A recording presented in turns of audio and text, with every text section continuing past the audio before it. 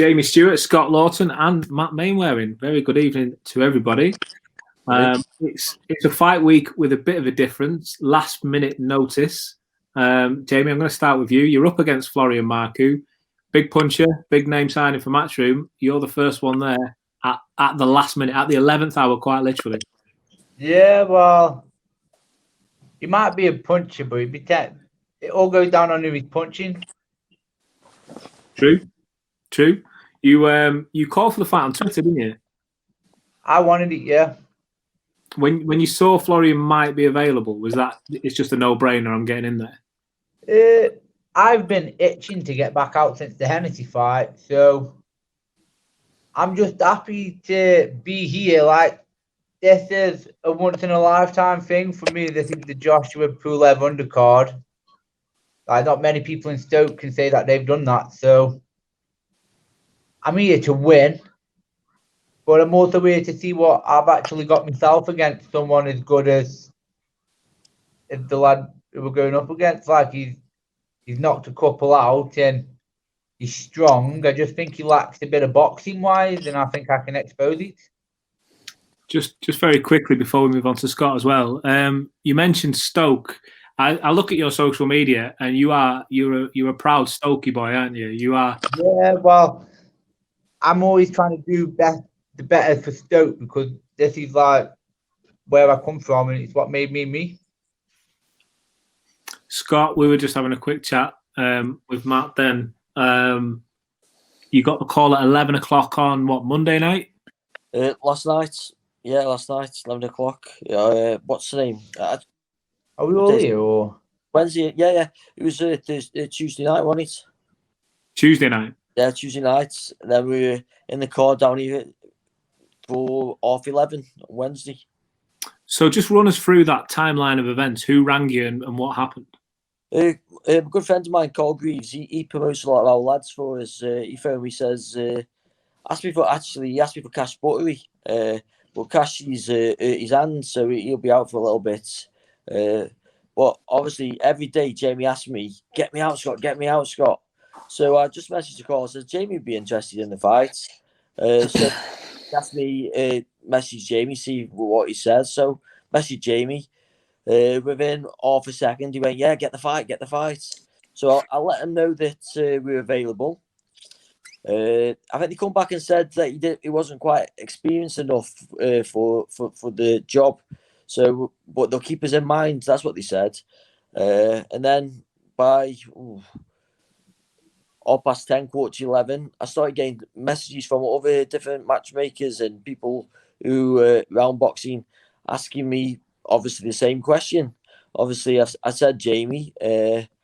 Then within 10-15 minutes, they said, "Is his medicals all in order?" I said, "Yeah." I said, "He'll come and he'll want fight, he'll want win, and he'll leave everything in the ring." And they went, "Can you get here tomorrow?" Yeah. And that was it then. Packed the stuff and off first thing in the morning. Matt, you're a fighter man by trade. Can you relate to this? Getting you want to fight, you get a call, you're just trying to make it happen. Is it bring back that kind of memory for you? Yeah, of course, but I've never taken one that short. But fair play to Jamie. You must have been in shape to be able to say yes. We're constantly training and we're constantly grafting. I feel like we're getting good, tough sparring down at the gym with the lads down at the gym being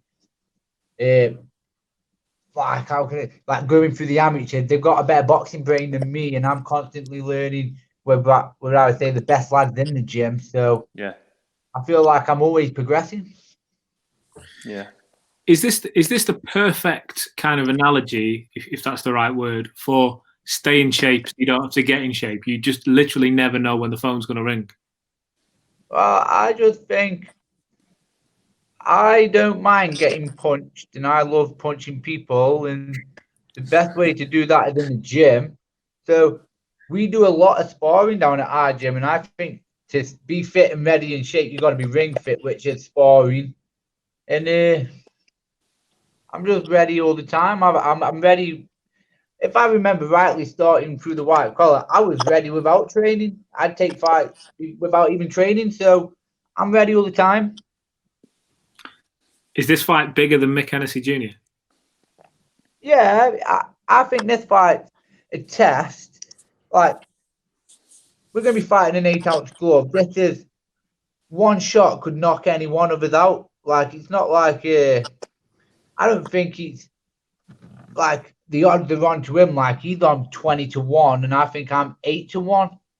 I think they've overlooked me because I ain't going to go out there and get knocked out. I don't feel like I'll get knocked out. I'm very tough, and if when I get hit, I want to hit back constantly. I feel like I want to box, but if it gets to the later rounds, I know I could have a tear up if it turns out to be it.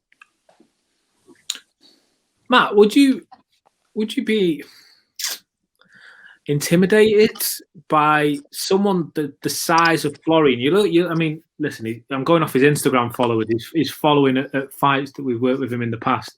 The guy brings numbers, and the reason, the way you build up crowds and fans is by delivering what fans want to see, which is knockout. Yeah. So if this, this guy's obviously got a big future. Eddie Hearn signed him up because he sees the potential. Would that intimidate you if you said, I want to fight you next? I mean, me as a fighting man, the way I would look at it is, yes, he's got a big following.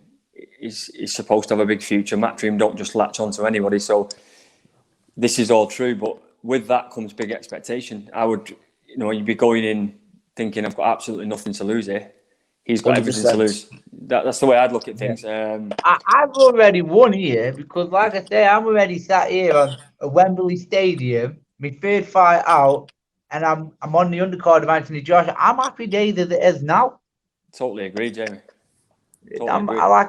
You've got nothing to lose. Just forward now. We'll definitely polish it off, won't it, James? Yeah, definitely polish it off. I'm not going to lie.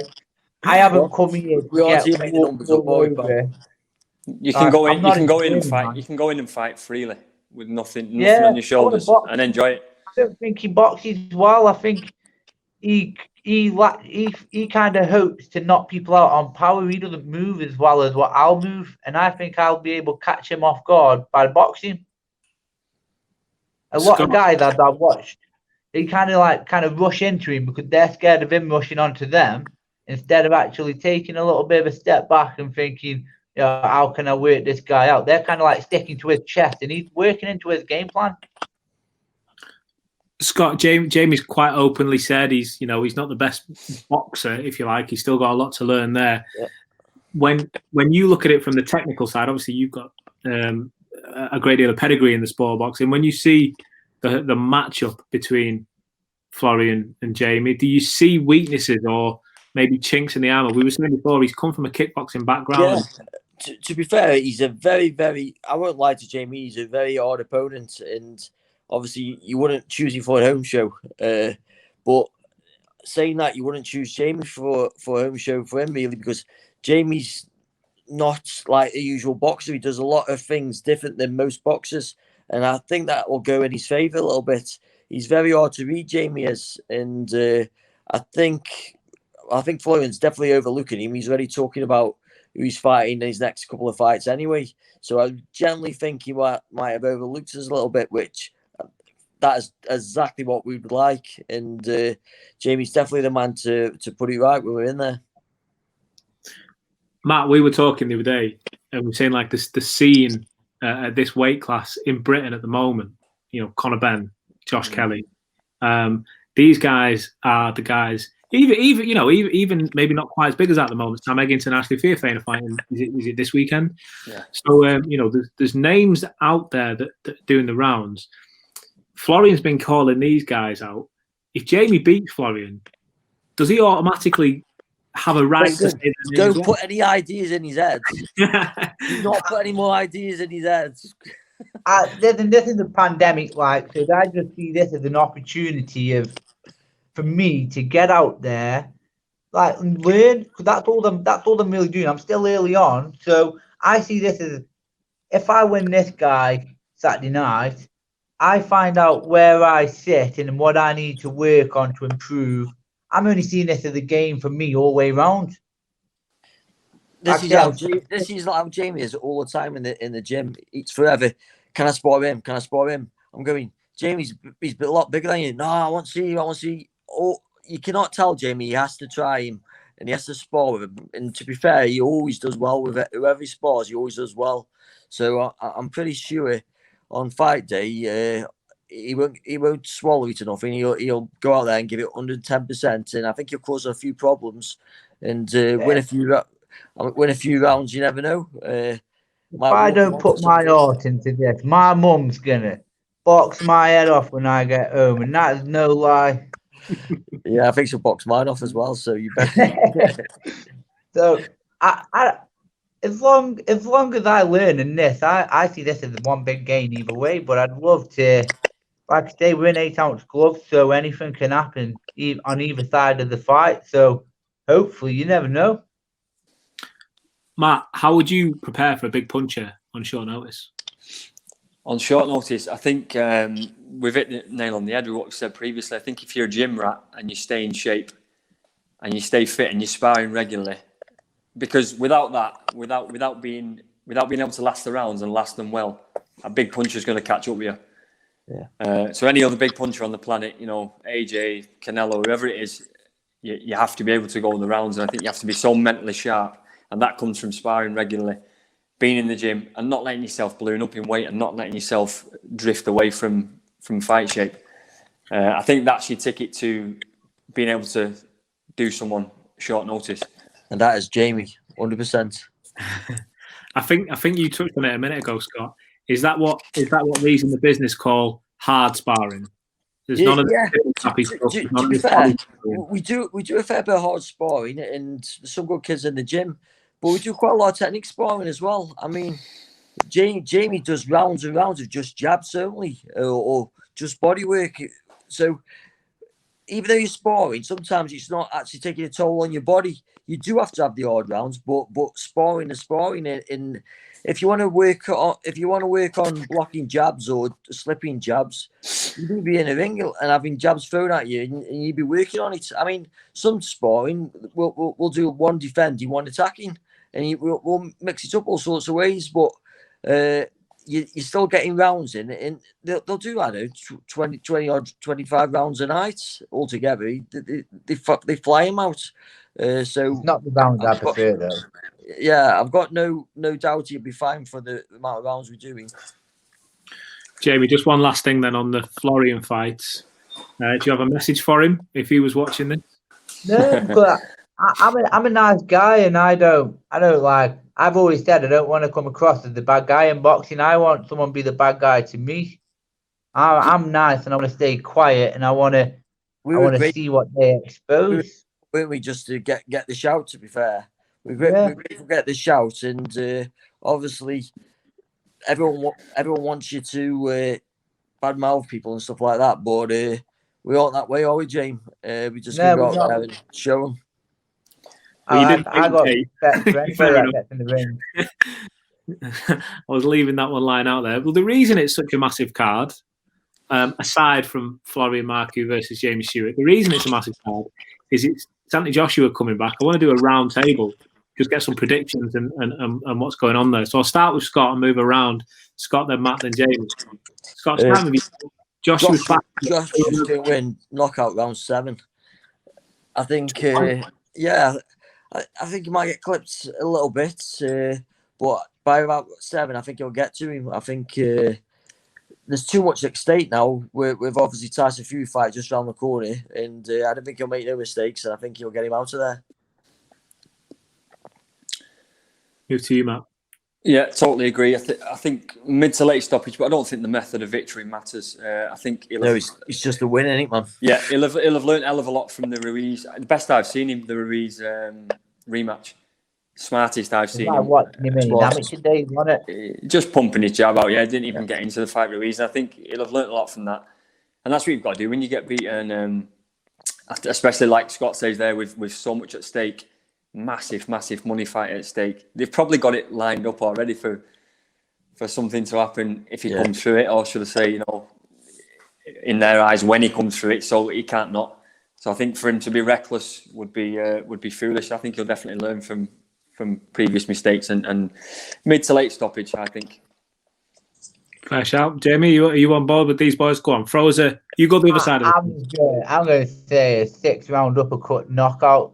I've said Oh, it it's all specific. You trying to show off or something? You get some odds for I think that. he's his best shot, so I think he might take him out with that shot. And that's the shot that Kubrat Pulev off, though. I mean, look, I know it's not the same story exactly, but Dillian Whyte, Alexander Povetkin, everyone's saying Dillian Whyte's got him. Dillian Whyte's put him down twice, and then from nowhere, this wily old fox has a little hand grenade where he rolls underneath and just explodes up. Yeah, he was watching that Joshua fight before he threw that shot. I think he's learning from the Louise upsets. I think he will not make that same mistake again.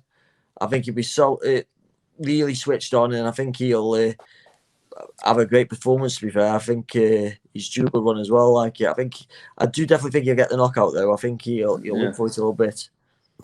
I agree. I think he will have learned how effective his jab can be. Yeah, because when he fought Ruiz the first time round, he was going in for the kill. In 19 previous situations, it worked for him. On this occasion, it didn't work for him, and I think his jab will definitely soften him up, and then he'll take him out. Yeah, a bit more patient, I think, with it. Yeah, and if he gets the Fury fight, I think that's the hardest one. I think Joshua would probably be the hardest opponent out there for Fury. I agree. The hardest opponent for Joshua. The styles. Well, say that Tyson can hit a bit, but Tyson's engine is great, and sometimes Joshua's engine ain't as good as Tyson's. Yeah. He's tired out. There's a lot of ways that fight could definitely go. I wouldn't like to put money on that one because, to be fair, I like them both really. It's a shame, but it's what everyone wants to see, don't they? Yeah. Go on, Matt. Give us your lowdown on that one.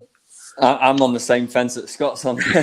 I used to think, like say, styles do make fights, and I used to think, no matter how good Fury is, and he is sensational, I think Joshua's got a few more strings to his bow than Klitschko had, and I think he's a little bit more explosive with both hands. He'll give Fury trouble, but seeing what Fury did last time out, it wouldn't surprise me if Fury won every round or even stopped him. So I'm being pulled out in either direction here. Just want to see it. That's the bottom line. I just want to see it. Same old, Jamie. I don't really know.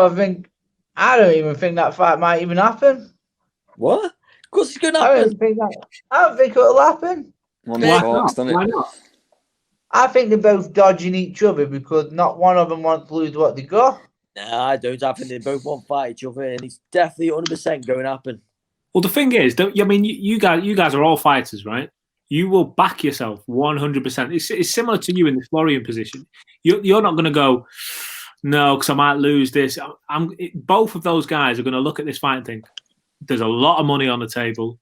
There's the other belts, whatever belts the other guy's got. I can't pass up on this opportunity. It doesn't matter how much you've already got in the bank. Yeah. I don't even think it's about money. I just think they want to see who is the best fighter, and they're both ultra competitive, and they both want to be that number one spot. And I truly think it's going to be a great fight. I think it'll be the best fight out of the British fight off. We've had Bruno and Lennox Lewis with a few other kids, but this is definitely the biggest British heavyweight title fight ever, and it's going to be. Yeah, just want a ticket. How many followers they both gain? Like they both got crowds, haven't they? So. Well, listen, Jamie, Scott was saying that you were calling out all these guys in sparring, saying you want to go with all of them.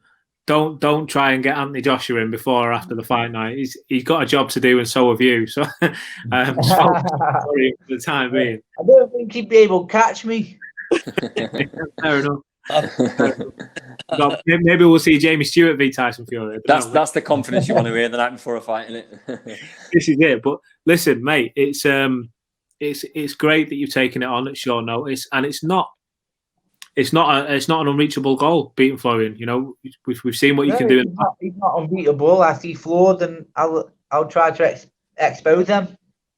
Yeah, confident, Scott. You all good ahead of Saturday? 100%. Won't be here if we didn't think we're going to win. Yeah. We did know it's going to be hard, but we 100% believe we're going to win. I love an hard day's graft.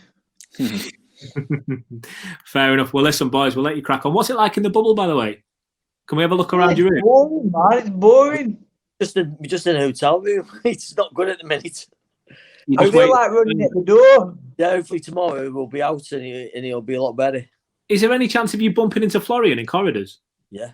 So how would that go down if you had to share a lift to breakfast? It'd be fun one day.